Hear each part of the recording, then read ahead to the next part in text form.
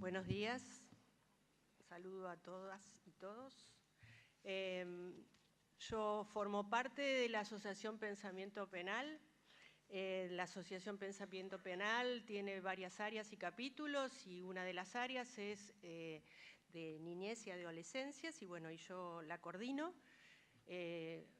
Advertidos del proyecto que manda el Ejecutivo, hemos hecho observaciones críticas que voy a poner a disposición, por supuesto, señora Presidenta. Prácticamente es artículo por artículo donde nosotros hacemos observaciones de acuerdo a nuestro criterio, a partir de que es un área que está formada por operadores judiciales, fiscales, abogados, defensores, jueces de la especialidad, con lo cual me parece que puede llegar a ser interesante que ustedes cuenten con ese material.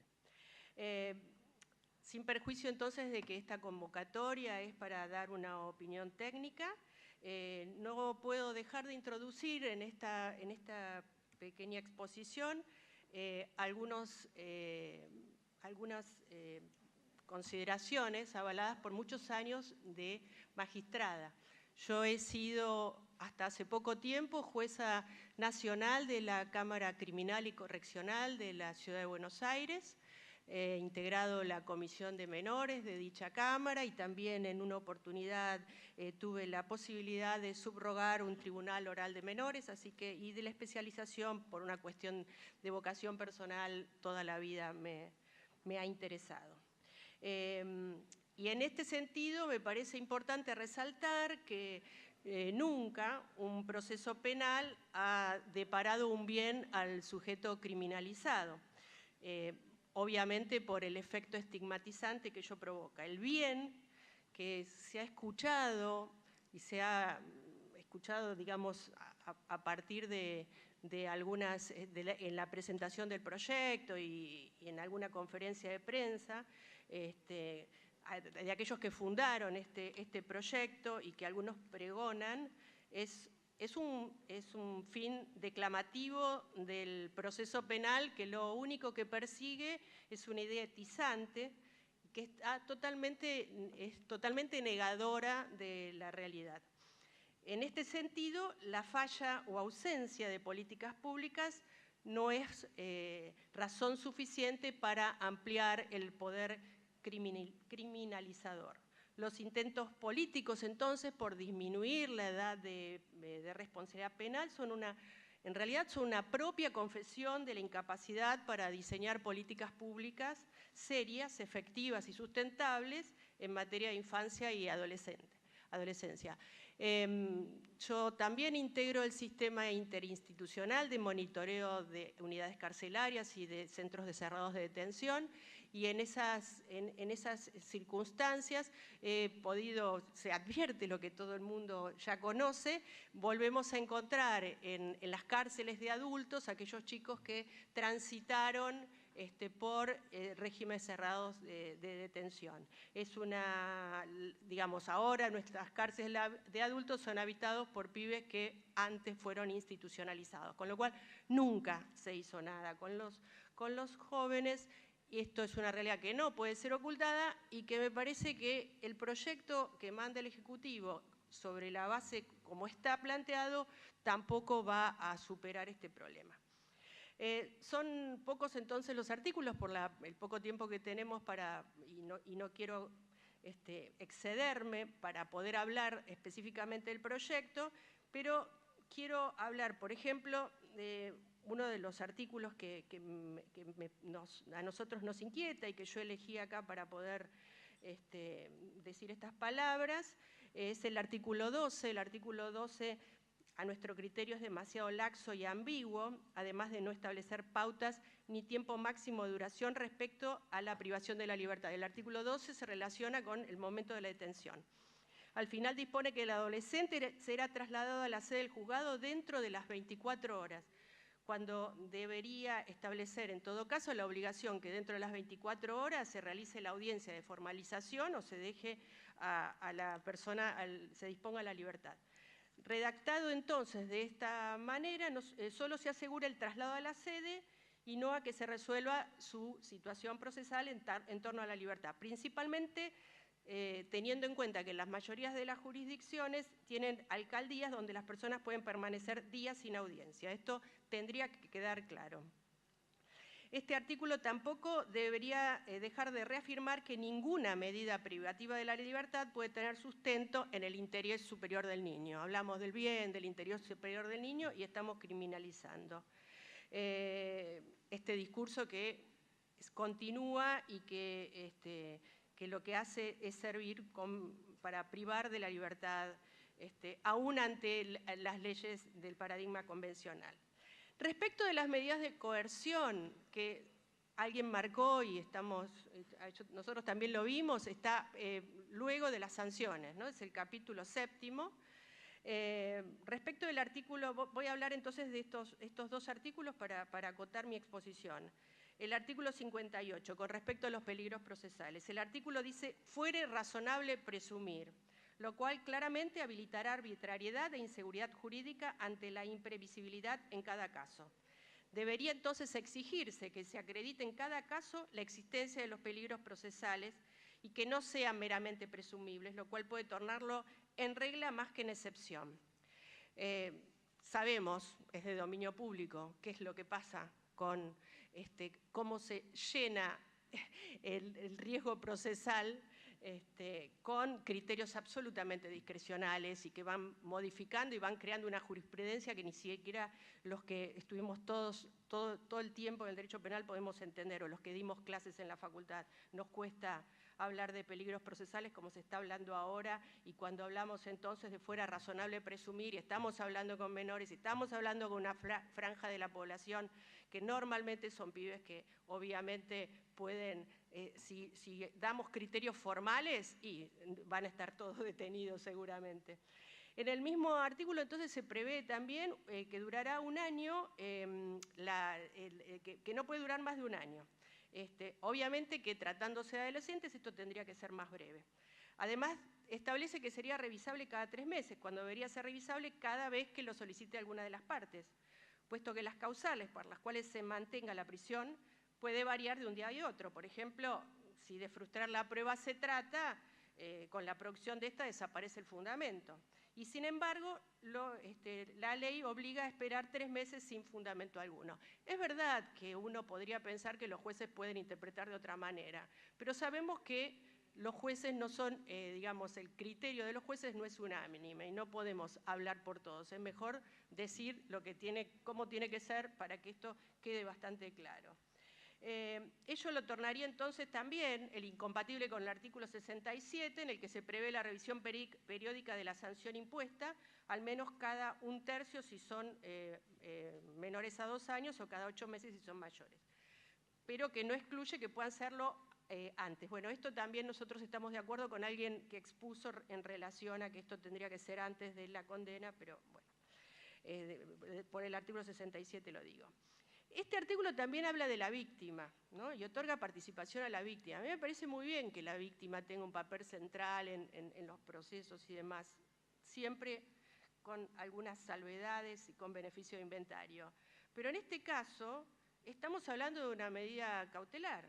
Entonces se está confundiendo el instituto procesal en una sanción de fondo, es decir, pervirtiendo la finalidad de la medida cautelar que está exclusivamente vinculada a los fines del proceso. No corresponde. El artículo 60 se asienta sobre indicios, el peligro de entorpecimiento, lo que se puede volver regla sin prueba alguna. Debería exigir estándares probatorios de mayor importancia como una prueba objetiva al menos. La técnica legislativa, técnica legislativa es defectuosa, esto ya lo han dicho varios, y bueno, el concepto de hostigar, que también prevé este artículo para ser precedente de la prisión preventiva, tampoco es bastante, no es claro.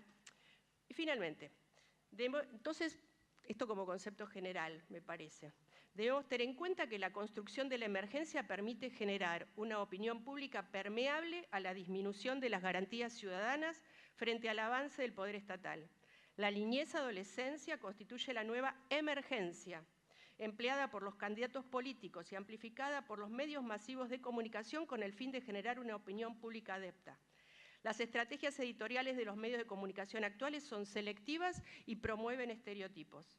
Los sujetos más vulnerables a estas estrategias editoriales resultan ser los varones jóvenes, habitantes de barrios periféricos, con algunos niveles de atraso escolar y precaria inserción laboral. Esta fue mi opinión como técnica, como me han convocado. Ahora quiero hablar como ciudadana y le quiero hablar a mis representantes. Tengan la responsabilidad que este tema merita. Piensen a quién está dirigida y no saquen rédito editorial respecto a una cuestión de tanta sensibilidad social. El delito es un hecho social que debe llevar a fortalecer programas sociales, inclusión y no más represión y estigmatización. Muchas gracias.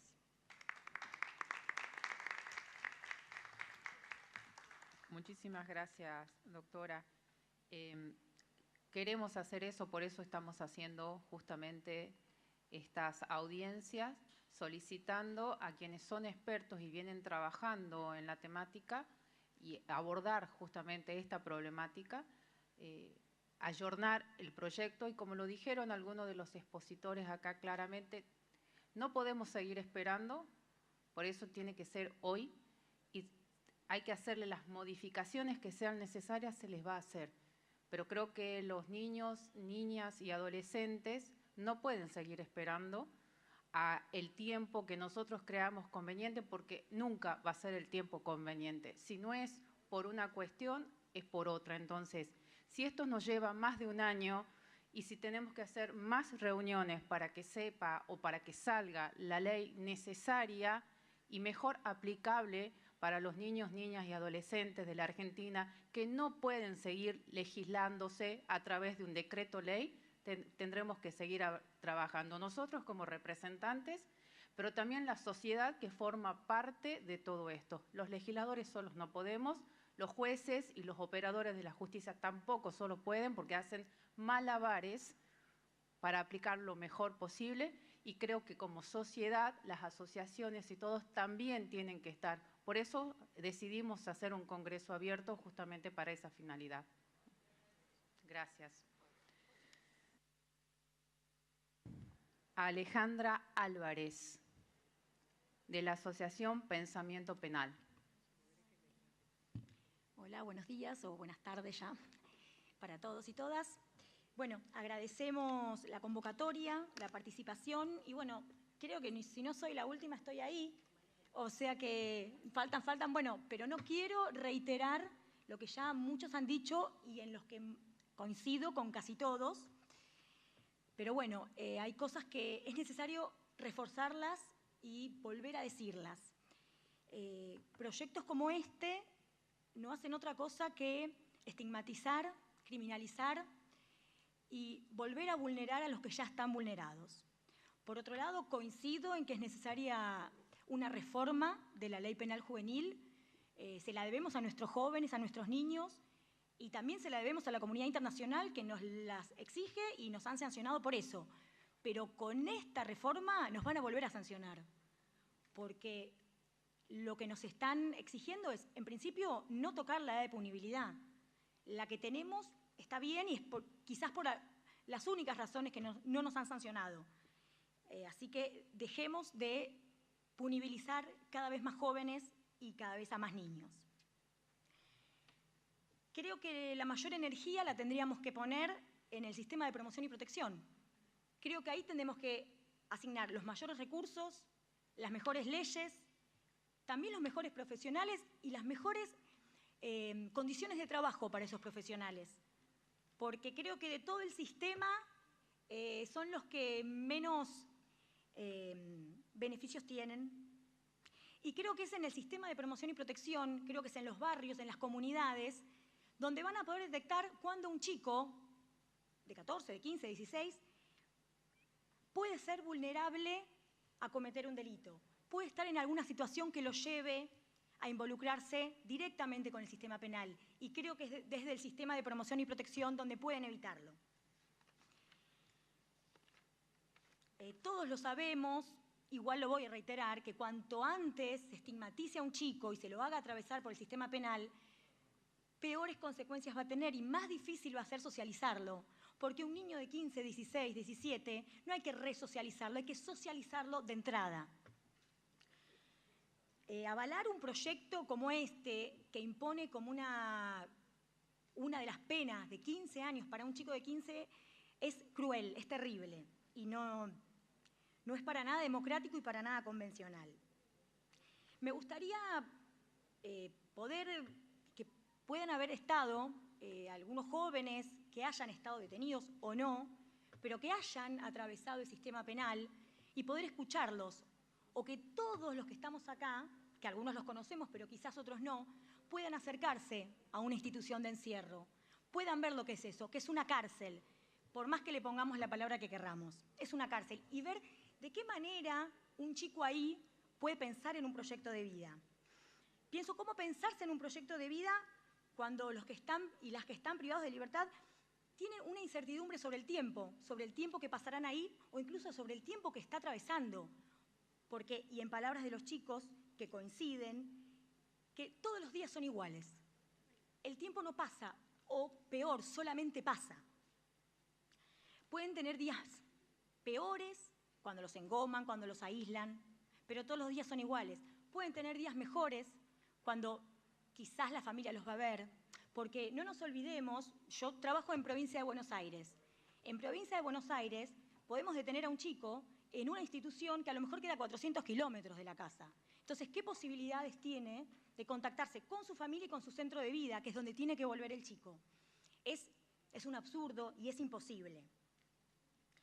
La única terrible certeza que tienen los chicos en el encierro es que cuando cumplen 18 años, de regalo de cumpleaños, los manda a la unidad penitenciaria.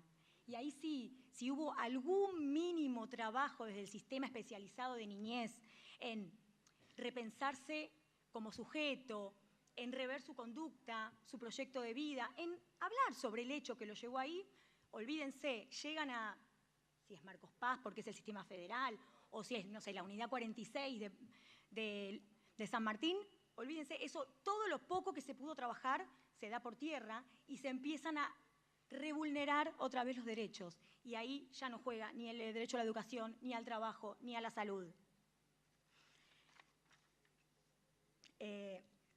No quiero extenderme y respecto de las respuestas que tiene que dar un sistema penal, en cuanto sean privativas de libertad, creemos que tiene que ser para el mínimo número de chicos infractores, solamente en causas gravísimas, y aún siendo respuestas sancionatorias, la privación de libertad tiene que ser el último recurso. Y cuando digo último, me refiero a que primero se tienen que agotar otras instancias.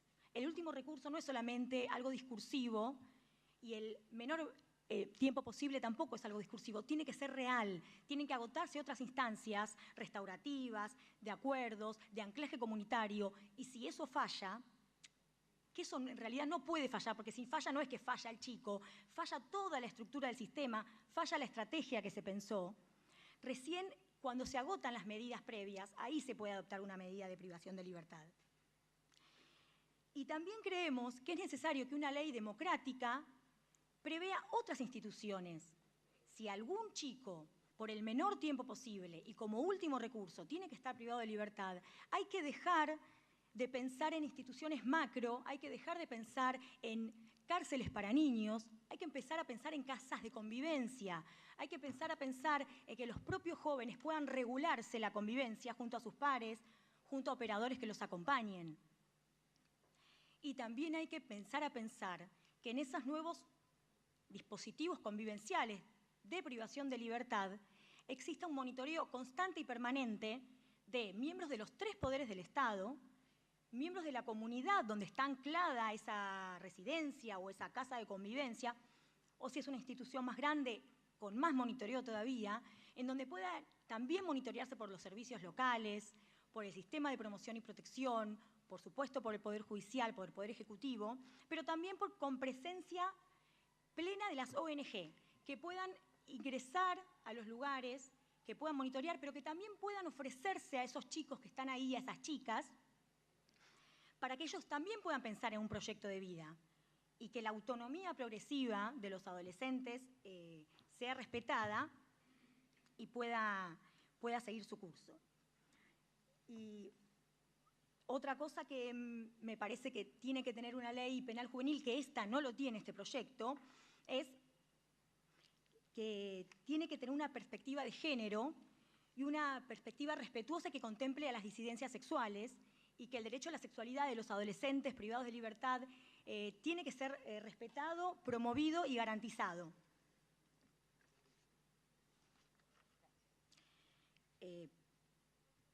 Por otro lado, tendría que estar prohibido por la nueva norma cualquier tipo de presencia de personal de seguridad dentro de los organismos o de las instituciones de alojamiento de los chicos. Se debería evitar cualquier tipo de uniforme o designación de personal que remite a estructuras penitenciarias, policiales, militares. Y por otro lado, y retomando lo que decía acá la compañera, también la instancia restaurativa tiene que estar adentro de la convivencia entre los jóvenes. Se tienen que prohibir las sanciones que son completamente arbitrarias dentro de los lugares de alojamiento, en donde se los aísla, se les impide hablar con la familia, y eso es gravísimo. La violación del derecho al contacto familiar que tienen los chicos por sanciones que no se pueden recurrir, no se pueden apelar, es terrible. Porque igual si se llega a hacer, ya es tarde, ya el contacto con la familia lo perdieron. Y también se debe prever en la ley cómo se va a garantizar el contacto y la participación de los adolescentes cuando están a punto de ser padres. Cómo pueden vivenciar el embarazo de su compañera y poder acompañarlas sin que sea un engorro administrativo de permisos y contrapermisos. Digo, hay prioridades que esos jóvenes tienen que poder asumir, incluso en la última instancia de una medida de privación de libertad.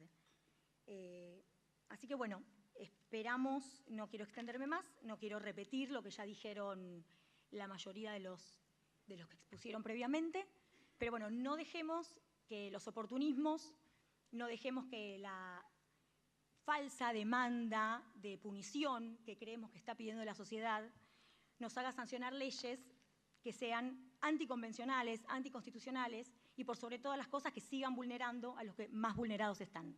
Muchas gracias. Muchísimas gracias.